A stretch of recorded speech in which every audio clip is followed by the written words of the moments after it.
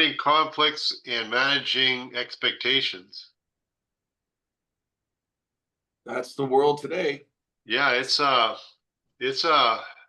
those of you who are here, it's a long kind of thing. I just kind of started writing things down on that and where I wanted to go with it, and um, breaking it down, between what I wanted to say and what the important parts were. And while I'm doing that, I get a whole bunch of complaints on the line.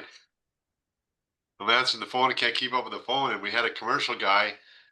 The commercial guys they're a different breed. First of all, for any of you guys who haven't dealt commercial, and they're just a different breed altogether. They're not your residential guys. They don't follow all the conventional rules that we do. They're very out there and do their own thing, and they like to do double end their deals. They don't want, sometimes they don't want to share, so they'll try and cut us out or cut you out, and they'll really pick on the new guys. So we got a call, and the guy says, "Well, first of all, I'm going to file a complaint with the board that you're contacting the developer that's lease is a lease, so it's a different animal." And they contacted the developer, and I'm going to file a complaint. And I talked to our realtor, and I said, "Well, did you contact the developer?" He said, "No, I didn't do anything at all." That's well, he must be trying to throw you off or something. I don't know, trying to throw you a curveball there. Did you put an offer in or offered a lease? And I said, "Yeah, I did." I said, "Well, get him back there and get him on the phone or get him, preferably." And I'm gonna kind of jump around here, guys, a little bit with what I'm doing because it all kind of ties together. But this story just came out across my desk right now. Anyway, I said, "Well, if you put an offer in, according to the rules of cooperation, any offer has to be presented to the listing agent or the seller or the developer or the owner, whatever it is." So I said, "Well, it sounds like this guy's playing games with you. So what we want to do first off is we want to switch over to getting it in writing. So we can't take things to the board or to council or anywhere else when it's word of mouth. It's he said, she said doesn't count." And I'll get into that a little bit more down the way. So anyway, I said, "Well, get on the email there and get it in writing and ask him if he presented your offer." So that's number one. And the other thing is that, I mean, of course, open up the lines of communication here and be professional about it always, and open up the lines of communication and ask him, well, why he thinks that you contacted his client, and maybe there's a misunderstanding there, miscommunication. So clarify that and make sure it's not just something like that. And if the guy is really kind of blowing smoke and throwing curveballs, then the next thing I wanted to say was that, did you present my offer? Regardless of what you can go ahead and file a complaint. I don't really care, but did you present my offer? Now they're obligated to present the offer, and now if they didn't, or and if they commit to that in writing, they're at fault now. They've admitted it to us, and so we're going to kind of get into that in a little bit deeper way going forward, because in dealing with conflicts, I broke it down into three parts. I broke it down into avoiding conflicts with your seller as a listing agent, with your buyer as a buyer's agent, and with other realtors. So there's three kind of sets of conflicts there, and along with avoiding conflicts, it kind of goes hand in hand with managing expectations, because I think that most conflicts are caused by miscommunications. So the whole idea here is to communicate with your clients and the other realtors, and read the rules of cooperation, so on and so forth. And that's the other thing I said to the realtor there, is that I said, look, there's a section in the rules of cooperation that says that any offer has to be presented to the seller or the owner of the property, right away, as soon as possible. So I said, even if if you have to, because the commercial guys are a different breed, quote that section of the rules of cooperation and send that to them. They have to be presented right away. Did you present it? And we're trying to corner this guy in to see what he's doing. First of all, I want to find out if it's a real conflict and if he's just playing games. And if he is, we're going to try and corner him. not that we will, but the thing is, for the complaint, I said, well, tell him to go ahead and complain. He doesn't have anything to. It's he said, she said, and I said to our realtor, I said, just make sure you didn't call, the developer and talk to them, right? No, no, I didn't. Okay, well then we're fine. Tell them to go, blow it out as whatever, kind of thing. So, let's stand up for yourself, and you guys are gonna. I think the best way to stand up for yourselves is knowing the rules and knowing what's what, and of course calling me or Mike, and getting your we're like your coach in a fight, and we're in your corner, and we're going to help you do that. And when I look at your clients, they're my clients. So we all represent the same people. So if you've got a buyer or a selling or an owner, then I represent them as well with you. So we're together in that, and that's why sometimes conflicts for me can expand a little bit. Because if I get two realtors in the office, and let's say Gavin and Gallo, Gavin's working for the buyer and Gallo's working for the seller, and you guys got a problem with each other, then I've got a conflict of interest because I represent on Gallo's side the seller, and I represent on Gavin's side the buyer. So I'm in a conflict of interest. So I have to step out, and I have to, I'll take maybe Gallo and I'll talk to Mike and say, Mike, or one of the senior realtors in the office will guide Gavin and help Gavin out and represent Gavin. So, kind of think of that, guys, when you're dealing with that kind of thing. So, when I'm talking to you, I'm part of your team, and we're trying to help your client.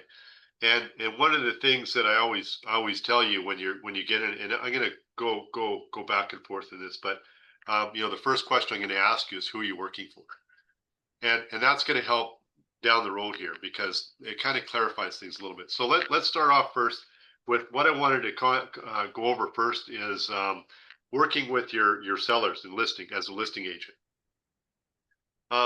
The first thing not to do is don't assume anything.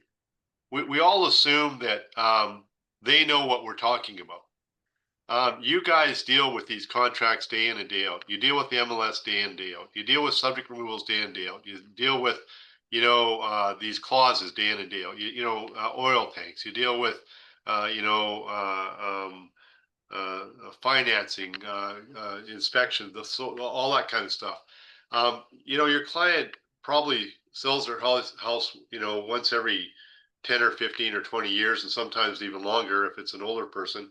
And they don't know what's going on in the contract, what's going on in the listing, and that kind of thing.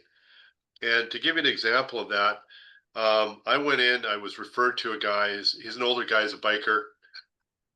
He's a really tough guy anyway. He lived in New Westminster, and went in there, and I was kind of a little nervous and all that. And I kind of had all this presentation to go in, and I went in there and I kind of babbled through it all and this and that and something else. And here's all the, the ifs, ands, and buts. And he was already sold. He had I had been referred to him, so he was kind of accepting the referral from the friend that referred me, and he already kind of approved me. So he signed the contract. His wife signed the contract. We went through the whole deal. We went to. It comes down to I brought another realtor in because it was out of my area. I do that a lot. If I'm not working an area, I'll bring another realtor in to help me out. I don't want to leave my place at 8 o'clock at night to do a showing in New Westminster. So I'll bring somebody else that's expertise out there, and that just works for me. You guys do whatever you want. On a cold, rainy, miserable night, you don't want to be driving out there in the middle of the winter. So that's my thing. Anyway, the other realtor there, we're standing there, and we had sold the place, and I had explained all the contract. I thought I explained the contract to the guy and what was going on and everything was that.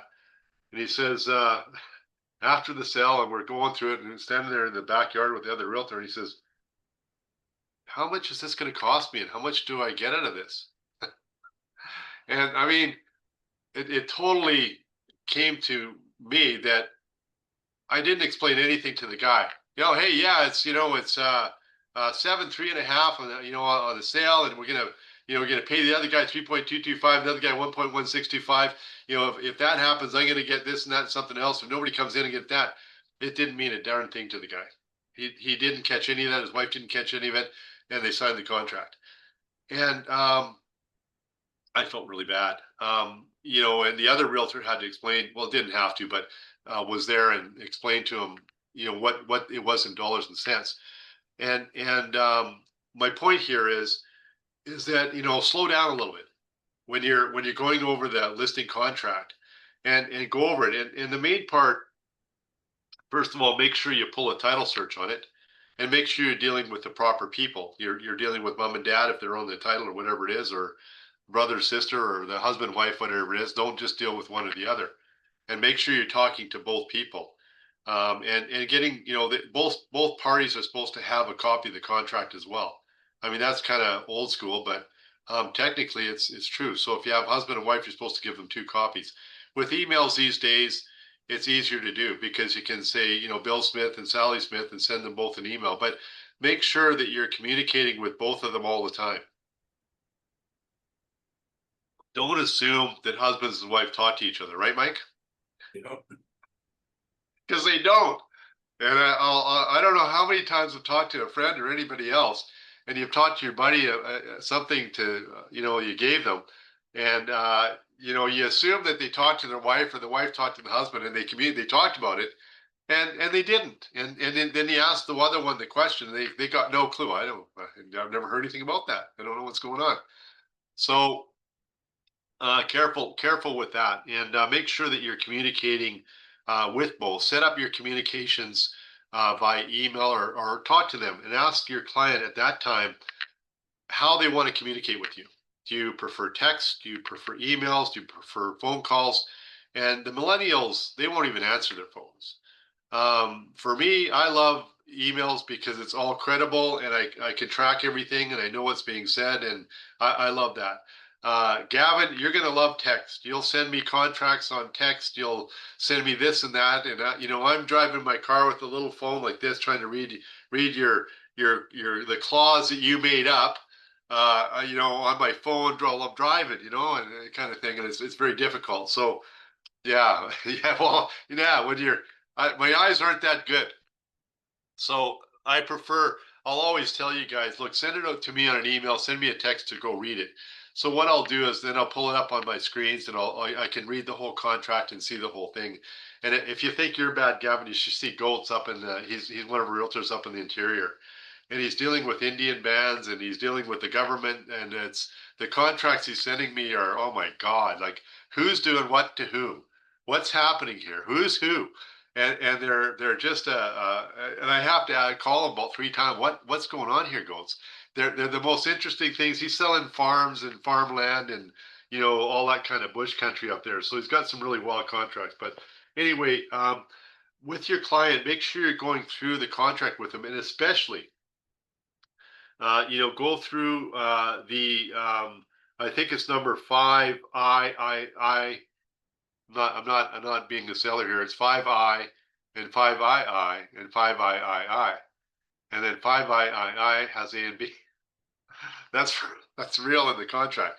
And that what those refer to is how much is the total commission, how much is the cooperating broker's commission. If you pay the cooperating brokerage, how much is going to be left over for you as the final commission? And then if there is no other brokerage, what is your commission? That's usually the same as the number one. So when you're doing these percentages, I would suggest, and I've even done this now in the past, I'm starting to do it a little more, is I put dollar figures in there. So the last listing I took, I think I put maybe the listing before the last. I don't know. The price was about 850,000 is what we wanted for it. We calculated that regular commission at 3.225, 1.1625 would have been about 11,500. So what I did is I charged her. Usually I charge 7.3, 3.5, give them a discount. Anyway, as it turned out, it was about $30,000 that I charged. I put in there $30,000. We're going to pay the other realtor 18 or 12,000, and we're going to keep 18. And I put that in dollar figures. When the MLS came out, the MLS said buyers, cooperating brokerages in, commission is $12,000. There's nothing wrong with that. And if you look at the expected remuneration for the seller, They want these in dollar. That's BCFSA. It wants the forms want them in dollar numbers. So with that kind of a listing contract, I don't really have to present them with 5 different numbers for the offers. They're all the same. So whether we sold it for 850 or 840 or 830, those numbers remain the same. They were fairly close, that kind of thing. So that's one option. But what I'm getting at there is you want to make sure everything is very clear on how that works and how the commission works and you're paying the other guys and what you're paying and all that other stuff. So make sure you're communicating that very clearly to your client and that they understand that. That got that in double ending, have that conversation with them if you double end it. um, do you know, Gavin, do you know the difference between double ending and dual agency? Sorry to put you on the spot, but your mic's on mute. If you're not able to talk, that's fine.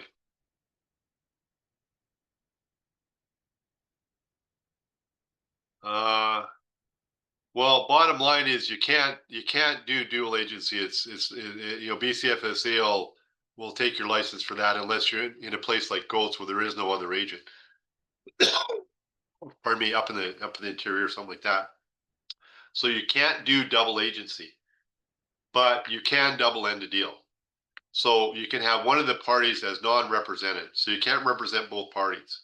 So you can have one represented and one non-represented, but you have to have the proper forms to do that. So within your contract, it has those 4 options: total commission, commission payable to the cooperating brokerage. A minus B equals what you get if there is a cooperating brokerage, and C or D is actually if there is no other cooperating brokerage, how much do you get? And usually that's the same as your total commission. You might want to give them a discount, you know, throw in $5,000 or something like that if you're getting the full thing. That's up to you. Not there. So make sure that it's very clear on that. Now, on the Schedule A, that's your secret sauce, your secret spice, whatever your 11 herbs and spices from KFC. That's what you do for your client that's special. And you want to put that in there, but you want to use that Schedule A as a communication tool. What are you going to do for those guys? What about your open houses? When are they going to happen? What's going to do? What if you have another realtor come in and do your open house for you? Are they representing the seller? Or are they not representing the seller? What does that mean, representing me? What does it mean they're not representing me? Why would I have somebody in my house that doesn't represent me? Well, they're going to sell your house for it. They're going to represent the buyer, not you. So we're not going to. They're just going to come and host the open house, but they don't represent you. If they find a buyer, they're on the other side of the deal here. They're not on our side, so we don't share any information with them. So they know anything about you other than the house is there and this is, you know, the square footage and so on and so forth. They don't know your motivations. I don't share any other information with them. So be careful about that when you are having other realtors in the office host your opens. Don't share personal information about the owner if you can, and they're just there to do the open house to pick up the buyer and explain that to the owner what's going on. The other thing in there you want to go over is what about security in the house? What about I had a place once where I was doing an open house, and they were really a nice a group of people. They had all these kids and all that, and it was really cute because when I went up to look at the kids' rooms, they had all their stuff all stacked up and all nice and neat, and their books and their little stuff, you know, and all their little things out there, and they had their little iPad or whatever they had going on, and their little mouse and all that sitting right at the desk, right? And then I seen all these other little kids coming through. Like there's hundreds of them. It was one of those, you know, like one of those overwhelming thing. You have, you know, 50 people coming through, and you lose track of everybody. And everybody's all over the place, and there's other kids there. Well, I was so scared that somebody would pocket something out of their room because, you know, kids are kids, and you know they all see something they like, and oh, I like that. Oh, maybe I'll just take that when mom and dad aren't looking, kind of thing. So, you know, you want to talk a little bit about security, bonding, that kind of thing, and that's why we prefer in the office that um, we always have a realtor there looking out for our clients' best interest and their assets and so on and so forth. So we transfer that reliance to the buyer's agent when the buyer's agent brings their clients through. we don't want the buyer's agent sending their clients through on their own. So we don't allow that. If I give another realtor from another office a code, a 1-day code, or whatever it is, I certainly don't want them sharing that code with their client and sending their client to come and see it. Now, you guys have all seen where if you don't introduce your client to the property on the first thing, it's $500 for the cooperating brokerage. Well, that's to prevent that kind of thing. Just sending them out. Go find a place. When you find a place, give me a call and I'll write an offer and I'll give you half back. That's what's going on in those things there. So we want to communicate with our client what we're doing and what we're protecting them and those kind of things. We always want a realtor in the house with their clients to protect our clients things. Sometimes they'll be on their own, and that's fine. That's what we have the rule that we're professionals, we're bonded, we have errors and omissions, that kind of thing. So we want to kind of be careful about that. But that being said, make sure that your clients aren't leaving any valuable assets out. Okay, no watches, jewelry, that kind of thing. That's just silly. Put it in a safe, lock it away, hide it away somewhere, and make sure there's nothing, like that around. And usually they're good with that. So that's all in your communications. The other thing you want to do with your clients on a seller side is go through the contract of purchase and sale. They haven't been through one in years and years and years. They don't know what what these clauses are, what these conditions are, what the difference between, a condition and a warranty is, and explain that to them. What, seller warrants this, seller warrants that, there is no, fuel tank in the garage or in the grounds outside, whatever it is, they're warranting, or they, warrant it was never a grow up, that kind of thing, as opposed to a subject to this, subject to that going forward. Subject to sale. What is subject to sale? What does that mean? So you want to have that communication with your client going forward and go over a contract of purchase and sale with them. The other thing they're going to be confused with, and this is both for buyers and sellers. I'm going to kind of combine the buyer and seller thing here because I'm going to come back to buyers a little bit later on. But both the buyers and the sellers need to know you have to go through the contract with both your clients, the buyer and the seller, and go through those dates.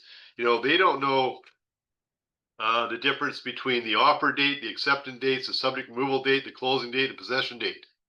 So what are those 5 days? What does those mean to anybody? Why do you have all these dates? Where am I getting paid? That's all I want to know, When is this deal done? When can I relax and go to the bank? Well, you can never go to the bank. That's managing expectations. We all know that. I don't know how many deals went south right at the last minute, and then we're scrambling and we're panicking and everything else. And we have that every other month. There's one of those going on, and it's nothing to do with us, but it's the client that has done something or missed something, or something gone wrong. They couldn't clear the title, or something was wrong with the title.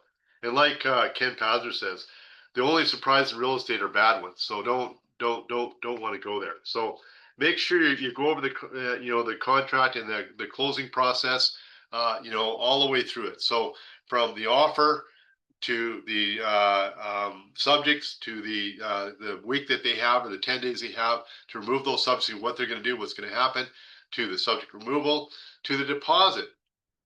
And this is kind of going on the buyer side. Manage your client, your buyers on the deposit side. We continually get people giving us deposits by checks and by certified checks. We don't allow those in the office. And there's a reason for that. Technically, you can pay with pennies, or a check is fine, technically on the contract side. But that puts everybody in jeopardy. That puts you, the buyer, the seller's realtor, in our office and the other office in jeopardy. Because if something happens to that deposit and the check bounces, and they can be returned up to 30 days if there's something amiss going on, and the buyer says, oh, there's fraud, I didn't remove, whatever it is, they can pull it back. And the problem is that our account will have the money in it because we have a trust account. They'll pull it back out of our account, and if we've already sent the excess funds to the other office, we're going to be in a really big conundrum, and it's going to be a big problem trying to get it back, and so on and so forth. So all we accept for deposits is bank drafts or wire transfers, EFTs. So make sure you're having that conversation with your client. Now, the thing with an EFT, and let me give you an example of this. We had what the client told her realtor was a bank draft. It kind of looked like a bank draft, but it wasn't. It had a different bank in it. It wasn't a Canadian bank. It was a Canadian bank, but a really small one that I didn't recognize. And we called our bank. Is this a bank? It looked like one. Had all the markings of it, two signatures, the whole thing, kind of thing. And the bank said, no, that's not a bank draft at all. It's not even a certified check. So we had to put a stop payment on this, and then we had to get the money wired to us. Well, within the contract, it actually said bank draft or wire transfer in the contract. So, but the problem was now is that we didn't receive a bank draft or wire transfer within the timelines in the contract. So we had to get the money, we had to put a stop payment on the check, and we had to ask the buyer to provide us with a money wire. Now, they did it on a Friday, and then Friday we never got. They sent it on the Friday. We never got it on the Friday, and it's not the time that they send it; it's the time we receive it in our accounts. So we have to call our bank and confirm when it goes in. Well, it didn't go in until late last night or whatever it was, and by that time, everybody's stressed right out. I'm telling you, realtors, you guys freak out. You guys know that. You know, when we shake your rice bowl, man, it's crazy, and it's not us. It's the circumstances, right? So when your deal is in jeopardy, I know I've been there. It's a panic situation. It's really stressful to you, and we're trying to calm you down and say, look, but we need this, we need that. We try to work with it. So that's again communication. So please, guys, make sure that when you're working with a buyer, or pardon me, that they're providing a bank draft or wire transfer. If you're a selling agent, it's in yours, your client's interest, in our interest that that is a bank draft and you have a copy of it. And if it doesn't look like a bank draft in the copy, question it. Question it.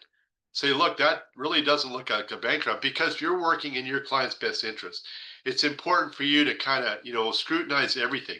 It's kind of like, the two situations where, one, are they pre-approved and all that? Can I see your, let me talk to your mortgage broker, your banker, confirming they're pre-approved when you got multiple offers and you got some guy coming in saying he's all approved. The other one is making sure that, they've got the proper draft. And the other one, of course, is when it's subject to sale. And that's another thing you should be explaining to your client up front, subject to the sale of the buyer's property. What does that mean? Well, you're going to go and look at the buyer's property and make sure that it not go look at it, but look it up on the MLS and make sure it's valued in a reasonable amount, so that it's going to sell in a reasonable amount of time. So you're doing your due diligence, and that's the same with your deposit. Make sure you're looking at that deposit. If it's and I would say that if it's not CIBC, Bank of Montreal, TD, National Bank, one of the big banks, or maybe one of the credit unions, Van City, and that kind of thing, I would question it.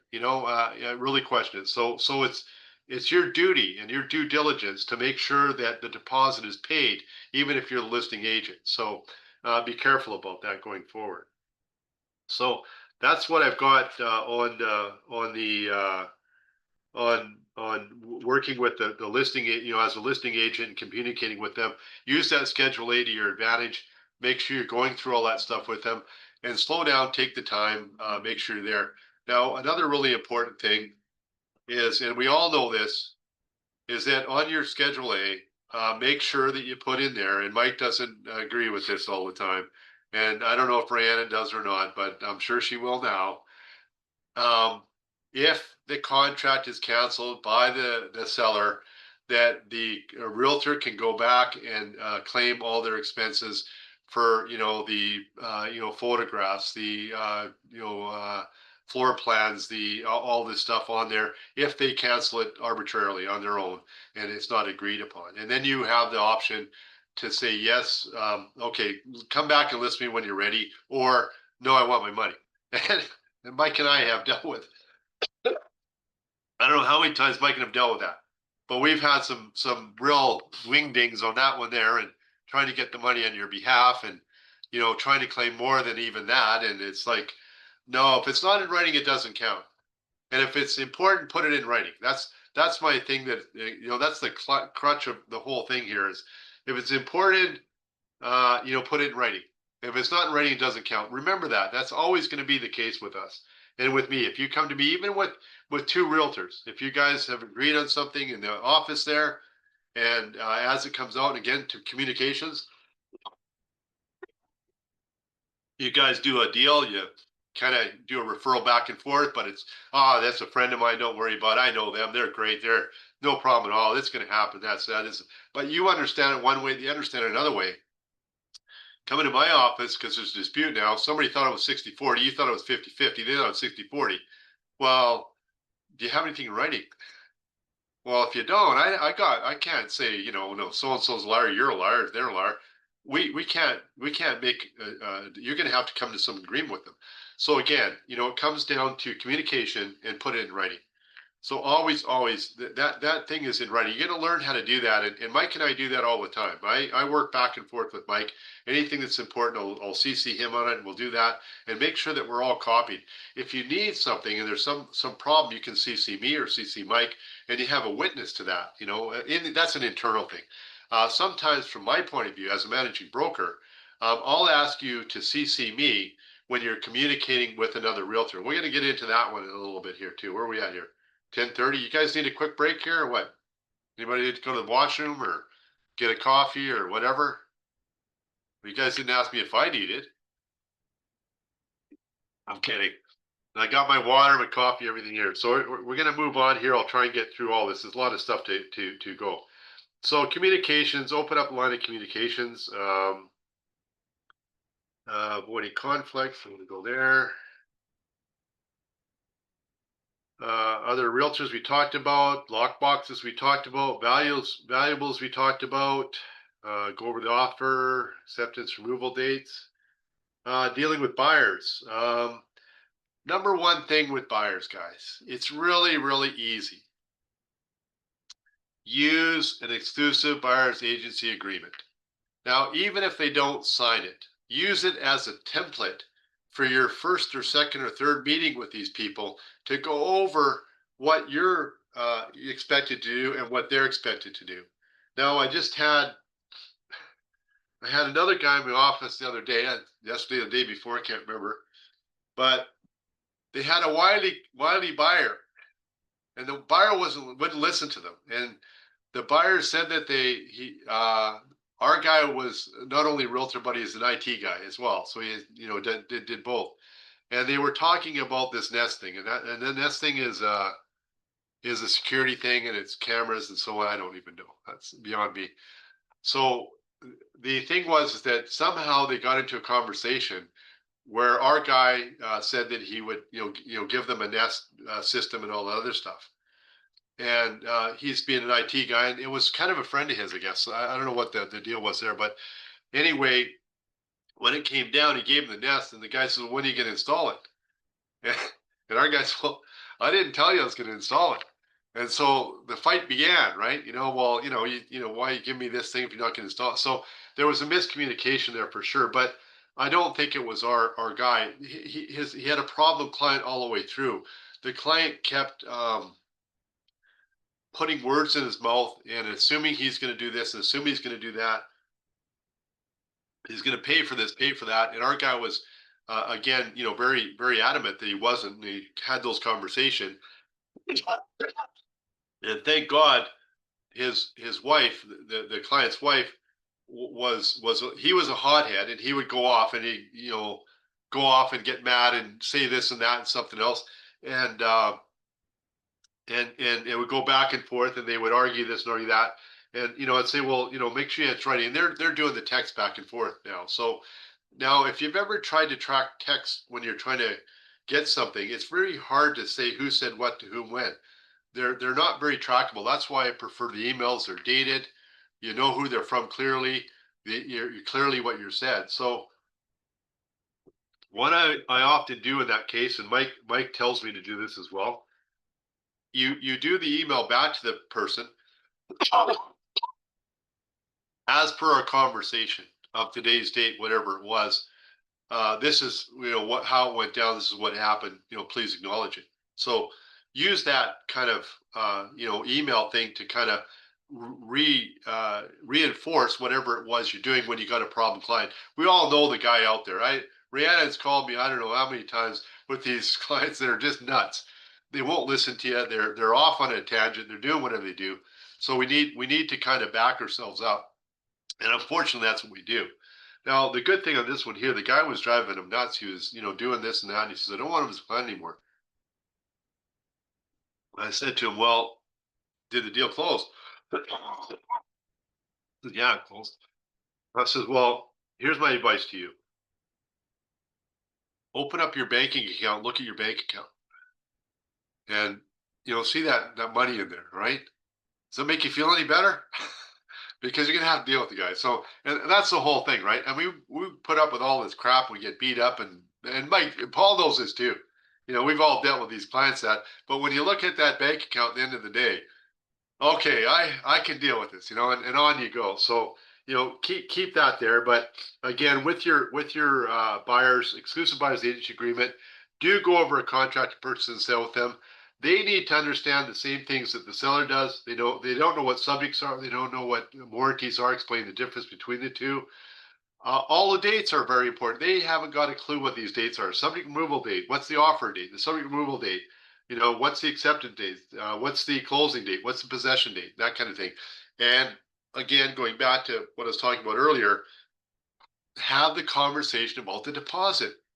Where's the deposit coming from? Is it coming from your RSPs? And Paul knows how many days does it take RSPs for some of these banks? It takes about a week to get it out of there. So, and make sure that they've arranged for everything to happen. And again, what I always tell you guys on your contracts, put the deposit will be paid within 1 business day of final subject removal. So if you remove subjects on a Friday and a long weekend, that'll give you till the Tuesday. If you put within 24 hours of final subject removal and you're moving on a Friday, you're going to be scrambling to get the money on a Saturday. Well, if their bank is closed on a Saturday, you're screwed. Now you have to have, a late deposit form signed by the seller, and you don't want to do that. So, go over those things and preempt any miscommunications you might have. Talking with your client, go over all that stuff in front of the time, and you know, uh, you really don't want to get to. And the other thing about commissions, have that conversation about what you get paid with your buyer up front.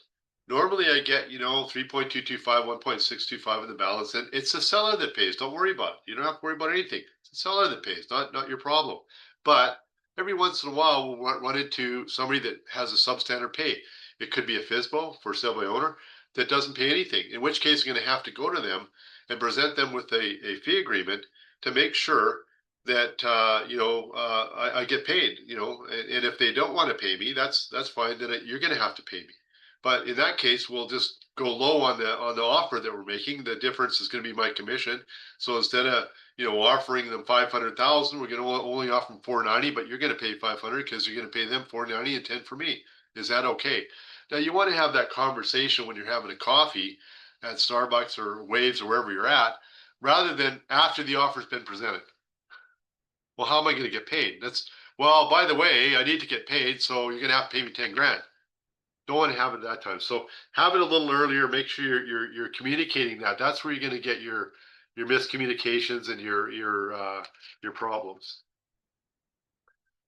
Okay, we got part 3.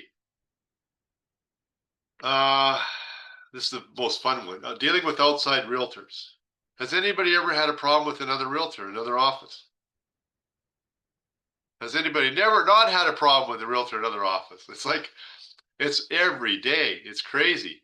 And you'd think that some of these guys never read the rules of cooperation. It's crazy.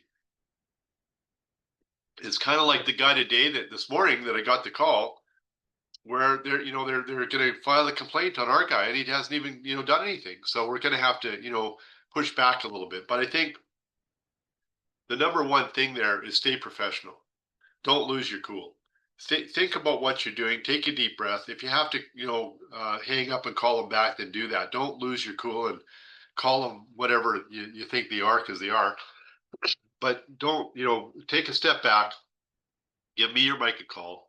we're your coach. You're in the corner. We're in your corner. You're in a fight there. You're gonna go back into the ring and you're gonna duke it out with them. But you want to have the right strategy going forward. So use us to help you out and bounce it off us, even if it's the middle of the night. And I get these a lot. These are most of the ones. And the first thing I usually ask you, this is when it comes down to it, is who are you working for? Are you working for the buyer or the seller? And then we kind of filter it out from there. What's in whose best interests are we working in? And usually, if it's a buyer, it's the buyer. And usually it's a buyer seller kind of thing, and the seller's being an arse, and you're kind of trying to get around that. And the way I look at that is my buyer wants the property, but it's the not the seller, it's the seller's agent getting in my way. They're the obstacle that I got to get around some way, shape, or form in order to achieve my client's goals, which is buying that property. So how am I going to get around that guy? And one we had here was our guy called. It was a busier time, and he had it listed, but he wasn't showing. And we knew what was going on. He was trying to find his own buyer and so on and so forth. And it was one of this guy. Of course, it's the guy that's been in 20 years and he knows everything. Look, I've been doing this for 20 years. I know what's in it. You all heard it. And that's the worst guy. As soon as they say I've been in the business 20 years, they know everything, and they're not going to listen to anybody. Anyway, he wouldn't let our guy into the property. So our guy called me. I called the managing broker, and I think the managing broker was scared of the realtor because he really wouldn't do a whole lot. But I asked our guy, well, who are you working for? I work for the buyer. I asked myself, well, who am I working for? Well, I'm working for a realtor who's working for the buyer. So I'm working for them.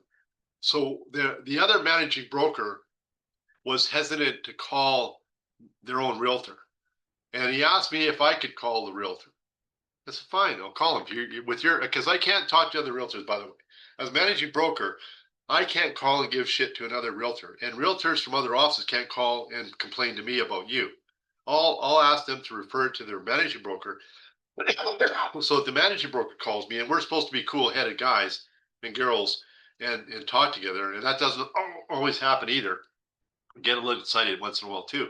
But anyway, he said, go ahead and call him.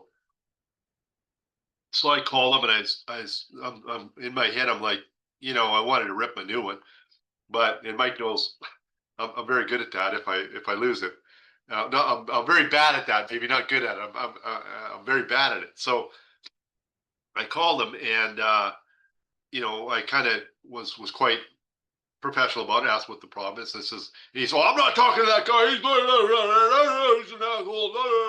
Our guy. He's talking about our guy. So what? Look, we need to see it. What's the deal? When's it available? He says, well, so I made an appointment for a guy. I called our guy back, and I made an appointment with this guy, and then he wouldn't talk to our guy. So as a managing broker, I'm like, well, why the hell am I involved in this shit? It's this bullshit. But then I had to ask myself, well, who do I work for?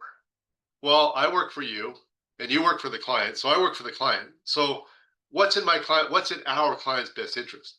To get our guy in there and do the showing. We got the guy in, and I had to go back and forth with everybody, and I was the go-between with everybody. We got them in. Our guy bought it. It was crazy. It was crazy. Our guy bought the place at the end of the day. But that being said, we had to get around this obstacle, which was the obstinate other realtor going forward. So think about that going forward. Now, and Mike's had this a number of times, and I've had a number of times now. A lot of times it's with female realtors, and they're very male realtors. Some of them are very rude and abusive, and don't treat or realtors the way they deserve to be treated, and courtesy, and so on and so forth. And Mike's made the calls, and I've made the calls. I can't call them directly. Mike can. He's not licensed, so he can call them directly. But as a managing broker, I can't call the other realtor. So I had two gals that were working together, mentor mentee, and this guy was saying off-colored stuff and all kinds of stuff. I can't call them directly, but again, I had to talk with the girls and say, look, okay, listen, who are we working for? It was the buyer. And I said, okay, you got an offer on the table. Is it a good offer? Does your client like it? I said, yeah, it's really good. We kind of lowballed it. We got it. Okay. All right. Here's what we're going to do. First of all, we're going to win. We're going to win this deal. and then we're going to file a complaint against the guy. So let's get it through, get it pushed through, get it going. But I need you to itemize everything or get everything in writing and write it down and make sure that they're responding back in emails and try and get them to, say something in writing that we can use when it goes to the board or the council, wherever we end up sending that at the end of the day. And consequently, we got the deal done. And, then it was up to us to file a complaint against this guy and so on and so forth. At the end of the day, they decided, not to move forward. But the bottom line was, again, we had to kind of deal with an obstacle, and it was not a pleasant one. It was, and the poor gal, it was her first deal, and I felt so sorry for her. And having to deal with this, and this is her introduction to real estate. And Rhiannon, you know what kind of crap's out there. The poor realtor was in tears half the time. She didn't cry, but she felt like it, I'm sure. And at the end of the day, I called her and I sent her a really nice email. And I said, look, I'm really sorry for the industry, but you did a really terrific job here. You stuck to your guns. You got through this thing and you got the deal done. It was one of the toughest deals I've seen as well. So, she felt very good about that and appreciated my email to her because it meant a lot. But those kind of things are going to happen to us. So if you do have a problem, realtor, try and get it in writing if they can commit to whatever they're doing or swearing or whatever in writing. And then we have something we can take to the board and complain. Um,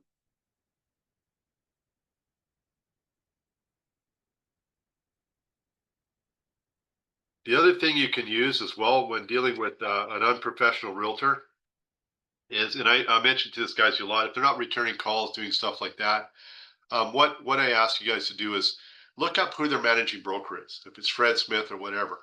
And if they're not returning calls, look, send them an email or a text, whatever.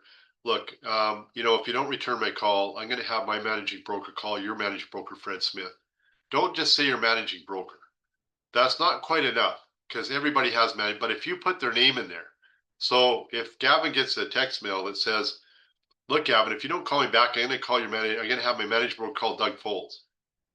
Then it has a little more weight to it because it's got their name in it, and it kind of fakes them out a little bit, and you get that call back. And I don't really want to get involved in a guy not returning calls. I mean, I don't even call another managing broker doesn't want to deal with that. We got other things to do. We got other problems that we're dealing with. So, try and kind of move things along. And I use that a lot. I even use it with BCFSA. Sometimes I'll CC a higher up to kind of make sure they read my email, do it, kind of thing. So it works a little bit. So think about that. And bottom line is, if it doesn't work, call me and I'll call the other managing broker. That's the end of the line.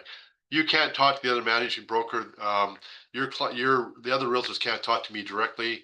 They can talk to me, but I'm not supposed to talk to them. So I'm supposed to talk to the other managing broker. So look up on BCFSA. Look up their managing broker's name and mention their managing broker by name. It makes it sound like you know them as well. Hey, do you want me to call, have my manager call Doug Foulds, your manager there? Yeah, Mike knows everybody. He drops names like there's no tomorrow. So do a little name dropping to get it done for your client. Okay, that's it. So finally, in summary, avoiding conflicts. Number one, don't assume anything. Number two, get it in writing. Number three, if it's important, put it in the contract. Rhiannon knows that, right, Rhiannon? We were talking about that last night. Get it in the contract. Uh, put your ego aside and pick up the phone. So a lot of times it's the two realtors getting in each other's way. They're tripping over the thing. The seller wants to sell, the buyer wants to sell, and it's the realtor's egos. So pick up the phone and say, geez, sorry, I think we have a misunderstanding here. Can we work something out? Best try and get something done on that one there. Communicate it. So, and communicate. Communicate with your seller, your buyer, the other realtor.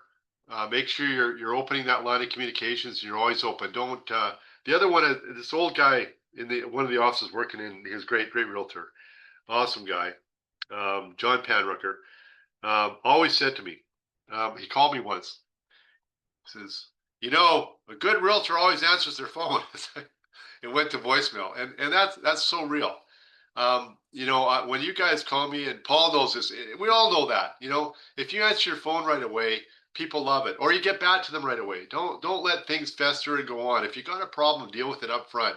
Get it out there, and get it on the table, and start dealing with it. It's not going to go away on its own. So, communicate that, and always try and answer your phone. Don't let it go to voicemail and your voice. I hate that when you call somebody and you go to voicemail and it says voicemail full. And that's one of the biggest complaints I get as a managing broker is that somebody called one of the realtors, to try and complain. It's a client, usually it's the member of the public. And I said, I tried to call him and leave a message, but his voicemail was full. So I'm calling you. Well, there's no reason for that, you guys. I mean, make sure you're returning your calls, and I don't care how busy you are. That's your number one priority. Return your calls and answer your phone when you can. That's all I got, Mike. You got anything?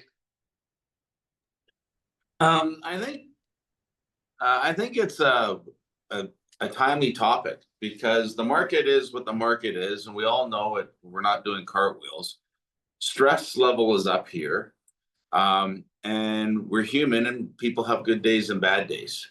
So if you read something when you're having a bad day, you're going to read it in a bad attitude. And if you send something positive to somebody that's having a bad day, they're going to read it in their attitude. So always take the high road. If you need help, I think Doug's said it 100 times. Just call Doug and I, take a break. Nothing needs to be replied to immediately, and get a second opinion on it, and ask for help, right? And there are a lot of good professionals out there and other brokerages in our marketplace, and those are the ones that we really want to do business with. And just because you have a complaint or disagreement with somebody, eventually you're probably going to do a lot of business with that person if you can get around everybody's idiosyncrasies and stuff like that. I don't really have anything to add. Those are just life cases. It's life. I'd like to introduce Gallo to the team. Gallo is just joining us. Well, yeah, an architect for 100 years or 20 years or something, like 9 years. And Chris Majon is a friend of Gallo's who will be mentoring him as well. Very impressed with the man. Great conversations. I think he's going to do extremely well in our business, and he's going to have a neat look at properties based on what his past profession is. And I've always loved displaced professionals. So, Gallo, welcome to the company. I wrote down a couple notes. I think, Doug, you hit it with the deposits. Make sure that they are a bank draft. The scenario that we had, it was a handwritten check from the bank. So, and some banks are not everybody's a CIBC, RBC, right? So we were told by the customer it's a bank draft, but we were told by the bank it wasn't a bank draft. So we take the bank word on that one. So we try to nip it in the butt as quick as possible when we see it. But when you see it first and you have a question, please bring it to our attention, because sometimes staff will just take the checks and what they're directed to is scan it and put it into our account. But I don't want to scan a non-bank draft check. I'd rather just say that's not what we want.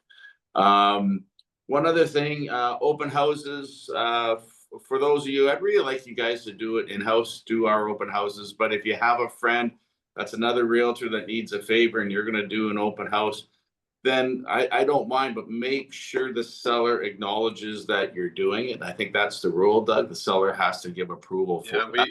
You have to use your own signs too. You can't use the list. Yeah. So anyway, just make sure that you got your butt covered on that one, and you'll be good. Doing a favor for somebody never hurts, but the Fosters and the Lambs and everybody else in this office who has listings that needs some help with opens, that should be priority number one for everybody.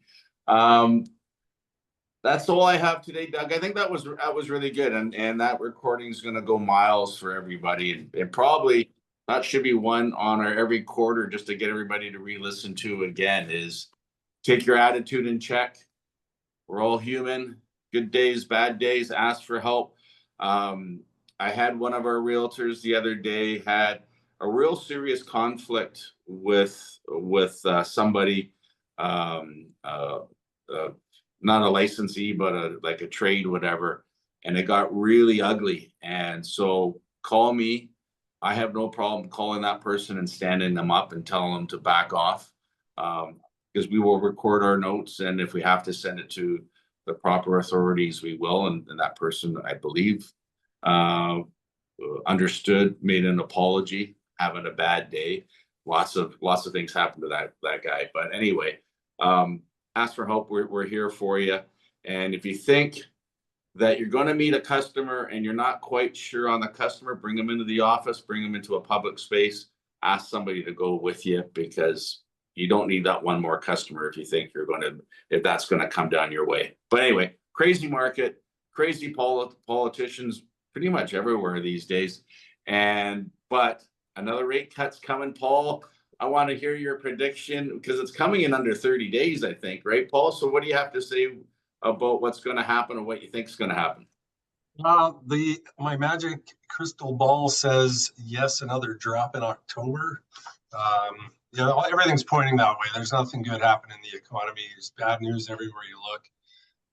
Inflation, if it does go up, it's energy, gas, stuff the government can control anyway, and housing costs. So I think we're going to see another drop, maybe 2 this year before the year's out.